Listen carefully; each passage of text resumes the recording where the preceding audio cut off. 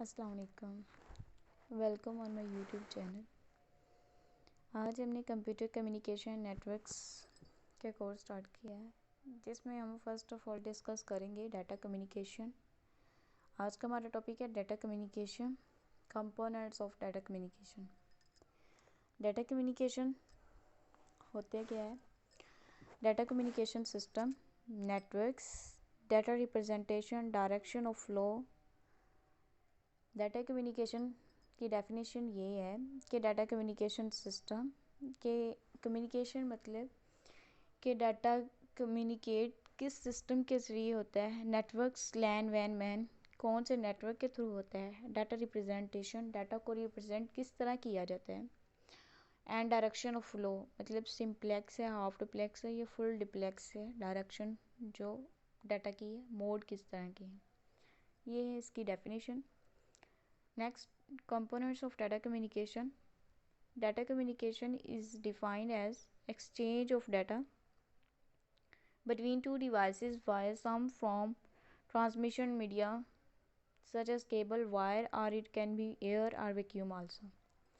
Mean ये data communication is defined as ये एक exchange of data होता है between two devices or between two location या two point।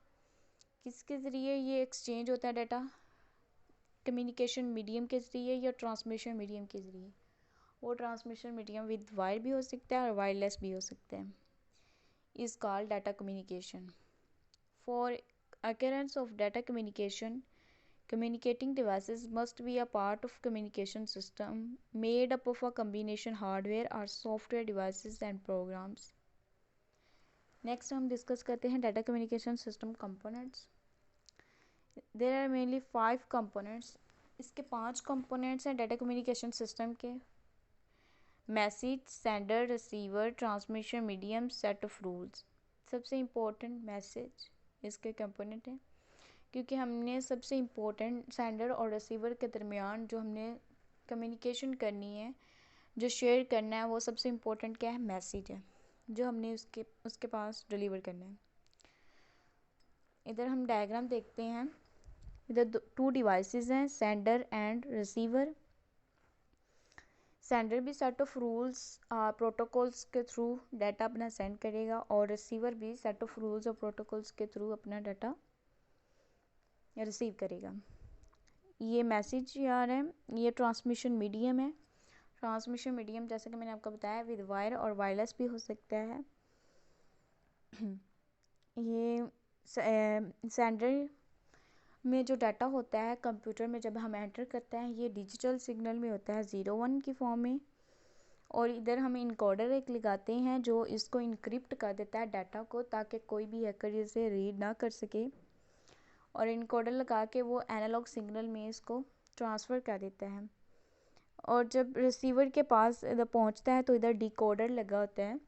डिकोडर इसे डिक्रिप्ट करके जो डाटा सेंडर ने सेंड किया था जिस फॉर्म में, वही डाटा उससे डिक्रिप्ट करके डिजिटल सिग्नल में दोबारा अपने पास ले लेता है, मतलब रिसीवर के पास पहुंच जाता है जिस फॉर्म में सेंडर ने सेंड किया था डाटा।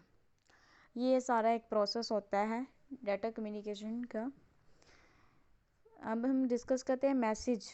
मैसेज क्या होता है? मैसेज जैसे मैंने बताया कि एक इम्पोर्टेंट टाइप है मैसेज की, मतलब एक पार्ट है कंपोनेंट्स का।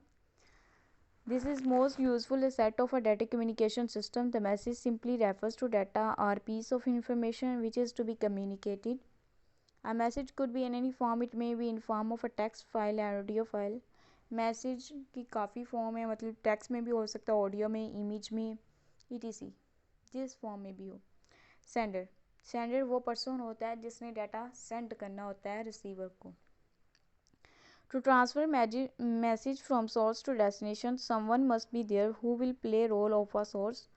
Sender plays part of a source in data communication system. It is simple a device that sends data message. The device could be in form of a computer, mobile, telephone, laptop, video, camera, workstation. मतलब ये जो हम sender send करते हैं, ये device कि in form of a computer में भी मतलब सेंड कर सकते हैं, मोबाइल, टेलीफोन, इसके ज़रिए भी, इन डिवाइसेस के ज़रिए हम सेंड कर सकते हैं। नेक्स्ट स्टेप जो है वो है रिसीवर कंपोनेंट्स है इसका। ये डेस्टिनेशन मतलब उसकी मंजिल होती है कि जहाँ हमने डाटा सेंड करना है। Where finally message sent by sources has arrived, it is the device that receives messages same as sender receiver can also be in form of a computer। ये भी form of computer में भी हो सकता है, telephones, mobile workstation, same like sender की तरह। Next transmission medium, इसके कंपोनेंट्स हैं। चौथा ट्रांसमिशन मीडियम में बताया चैनल जिसके ज़रिए हमारे मैसेज जो होता है वो सेंड होता है रिसीवर के पास।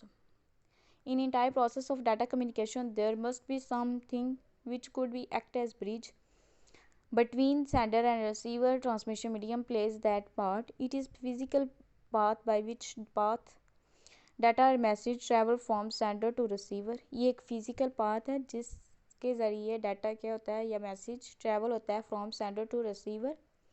Transmission medium should be guided का मतलब वायर्स विद वायर्स और unguided without wires. For example twisted pairs cable, fibre optic cable, radio waves, microwaves etc। इसकी रियल लाइफ में एग्जांपल ये है कि जब हम एक इंसान से बात करते हैं दूसरे की, तो हमारी एयर्स के ज़रिए जो आवाज़ उस तक पहुंचती है, तो ये एयर जो है ये एक ट्रांसमिशन मीडियम है। सेट ऑफ रूल्स यानी protocols to govern data communication various set of rules has been already design. मतलब ये जो सेट ऑफ रूल्स होते हैं ये पहले से ही डिज़ाइन किए होते हैं। ये गवर्नमेंट की तरफ से होता है या फिर जिसने भी वेबसाइट या मोबाइल वगैरह एप्लीकेशन बनाई होती हैं उनकी तरफ से सेट ऑफ रूल्स होते हैं, उनको फॉलो करना पड़ता है। By the designers of the communication system which represent a kind of agreement between communication devices.